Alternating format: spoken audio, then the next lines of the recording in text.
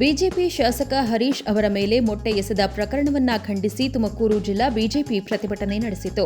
ಕಾಂಗ್ರೆಸ್ ಸರ್ಕಾರದ ವಿರುದ್ಧ ಬಿಜೆಪಿ ನಾಯಕರು ತೀವ್ರ ವಾಗ್ದಾಳಿ ನಡೆಸಿದರು. ತುಮಕೂರು ನಗರದ ಟೌನ್ ಹಾಲ್ ವೃತ್ತದಲ್ಲಿ ಶಾಸಕ ಜಿಬಿ ಜ್ಯೋತಿಗಣೇಶ್ ನೇತೃತ್ವದಲ್ಲಿ ನೂರಾರು ಬಿಜೆಪಿ ಕಾರ್ಯಕರ್ತರು ಪ್ರತಿಭಟನೆಯಲ್ಲಿ ಭಾಗವಹಿಸಿ ಕಾಂಗ್ರೆಸ್ ಸರ್ಕಾರದ ವಿರುದ್ಧ ಘೋಷಣೆಗಳನ್ನು ಕೂಗಿದರು.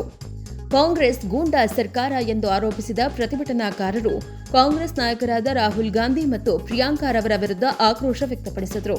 ಜೊತೆಗೆ ಭ್ರಷ್ಟ ಮುಖ್ಯಮಂತ್ರಿಗೆ ಧಿಕ್ಕಾರ ಎಂದು ಘೋಷಣೆ ಕೂಗಿ ತಮ್ಮ ಆಕ್ರೋಶ ಹೊರಹಾಕಿದರು. ನೀಟ್ ಪ್ರಶ್ನೆ ಪತ್ರಿಕೆ ಸೋರಿಕೆ ವಿರುದ್ಧ ನ್ಯಾಯಯುತ ಪ್ರತಿಭಟನೆ ನಡೆಸುತ್ತಿದ್ದ ವಿದ್ಯಾರ್ಥಿಗಳ ಮೇಲೆ ದೌರ್ಜನ್ಯ ಮಾಡಿದ ಕೇಂದ್ರ ಸರ್ಕಾರದ ಕ್ರಮ ಖಂಡಿಸಿ ನೀಟ್ ಪರೀಕ್ಷೆ ಹಗರಣದ ಶಿಕ್ಷಣ ಸಚಿವ ಧರ್ಮೇಂದ್ರ ಪ್ರಧಾನ್ ರಾಜೀನಾಮೆಗೆ ಒತ್ತಾಯಿಸಿ ಜಿಲ್ಲಾ ಕಾಂಗ್ರೆಸ್ ಸಮಿತಿ ಕಾನೂನು ಮತ್ತು ಮಾನವ ಹಕ್ಕುಗಳು ಹಾಗೂ ಮಾಹಿತಿ ಹಕ್ಕು ವಿಭಾಗದ ನೇತೃತ್ವದಲ್ಲಿ ವಕೀಲರು ಗುರುವಾರ ನಗರದಲ್ಲಿ ಜಿಲ್ಲಾಧಿಕಾರಿ ಕಚೇರಿ ಎದುರು ಪ್ರತಿಭಟನೆ ನಡೆಸಿದರು. ಈ ವೇಳೆ ಮಾತನಾಡಿದ ಸಮಿತಿ ಅಧ್ಯಕ್ಷ ಟಿಎನ್ ಸುರೇಶ್, ನೀಟ್ ಪ್ರಶ್ನೆ ಪತ್ರಿಕೆ ಸೋರಿಕೆಯ ನೈತಿಕ ಹೊಣೆ ಹೊತ್ತು ಕೇಂದ್ರ ಶಿಕ್ಷಣ ಸಚಿವ ಧರ್ಮೇಂದ್ರ ಪ್ರಧಾನ್ ರಾಜೀನಾಮೆ ನೀಡಬೇಕು. ತಪ್ಪಿದ್ದಲ್ಲಿ ರಾಷ್ಟ್ರಪತಿಗಳು ಸಂವಿಧಾನ ಅನುಚ್ಛೇದ 75ರ ಪ್ರಕಾರ ಕೇಂದ್ರ ಶಿಕ್ಷಣ ಸಚಿವರನ್ನ ಸಂಪುಟದಿಂದ ವಜಾ ಮಾಡಬೇಕು ಎಂದು ಹೇಳಿದರು. ತುಮಕೂರು ಜಿಲ್ಲಾ ಆರೋಗ್ಯ ಇಲಾಖೆ ವ್ಯಾಪ್ತಿಯಲ್ಲಿ ಕಾರ್ಯನಿರ್ವಹಿಸುತ್ತಿರುವ ಹೊರಗುತ್ತಿಗೆ ನೌಕರರಿಗೆ ಕಳೆದ 3 ತಿಂಗಳಿನಿಂದ ವೇತನ ಬಾಕಿ ಇದ್ದು ವೇತನ ಪಾವತಿಸುವಂತೆ ಆಗ್ರಹಿಸಿ ತುಮಕೂರು ಜಿಲ್ಲಾ ಆರೋಗ್ಯ ಮತ್ತು ಕುಟುಂಬ ಕಲ್ಯಾಣ ಇಲಾಖೆ ಕಚೇರಿ ಮುಂದೆ ಪ್ರತಿಭಟನೆ ನಡೆಸಿದರು.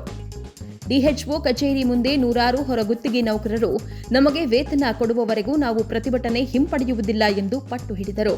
ಕಳೆದ 3 ತಿಂಗಳಿನಿಂದ ವೇತನ ಕೇಳಿದರೂ ಕುಂಟು ನೆಪ ಹೇಳುತ್ತಿರುವ ಅಧಿಕಾರಿಗಳು ಬೇಜವಾಬ್ದಾರಿತನ ತೋರುತ್ತಿದ್ದಾರೆ ಎಂದು ಆಗ್ರಹಿಸಿದರು. ವೇತನಕ್ಕಾಗಿ ಆಗ್ರಹ 3 ತಿಂಗಳಿನಿಂದ ವೇತನವಿಲ್ಲದೆ ಸಂಕಷ್ಟಕ್ಕೆ ಸಿಲುಕಿರುವ ಹೊರಗುತ್ತಿಗೆ ನೌಕರರು ಪ್ರತಿಭಟನೆ ನಡೆಸಿದ ಬೆನ್ನಲ್ಲೇ ಸ್ಥಳಕ್ಕೆ ಬಂದ ಡಿಎಚ್ಒ ಚಂದ್ರಶೇಖರ್ ಸಮಸ್ಯೆ ಆಲಿಸಿ ಶೀಘ್ರವೇ ವೇತನ ನೀಡುವ ಭರವಸೆಯನ್ನ ಇತ್ತರು.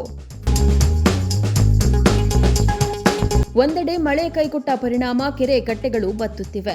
ಮತ್ತೊಂದೆಡೆ ಕುಡಿಯುವ ನೀರಿಗಾಗಿ ಗ್ರಾಮಸ್ಥರು ಪ್ರತಿದಿನ ಪರದಾಡುವ ಪರಿಸ್ಥಿತಿ ನಿರ್ಮಾಣವಾಗಿದೆ. ಇದೇ ಹಿನ್ನೆಲೆಯಲ್ಲಿ ತುಮಕೂರು ಜಿಲ್ಲಾಧಿಕಾರಿ ಶುಭಾ ಕಲ್ಯಾಣ್ ತಿಪಟೂರು ವಿಭಾಗದಲ್ಲಿ ಮಿಂಚಿನ ಸಂಚಾರ ನಡೆಸಿ ನೀರಿನ ಸಮಸ್ಯೆ ಎದುರಿಸುತ್ತಿರುವ ಗ್ರಾಮಗಳಿಗೆ ಭೇಟಿ ನೀಡಿ ಸ್ಥಳ ಪರಿಶೀಲನೆ ನಡೆಸಿದರು.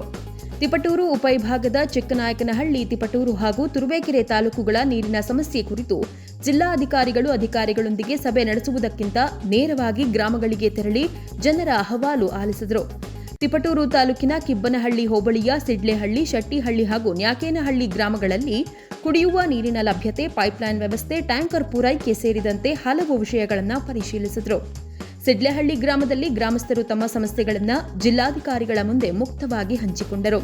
ಹಲವೆಡೆ ಸಮರ್ಪಕವಾಗಿ ನೀರು ಪೂರೈಕೆಯಾಗುತ್ತಿಲ್ಲ, ಬೋರ್ವೆಲ್ಗಳು ಬತ್ತಿವೆ, ಪರ್ಯಾಯ ವ್ಯವಸ್ಥೆ ಅಗತ್ಯವಿದೆ ಎಂದು ಮನವಿ ಸಲ್ಲಿಸಿದರು.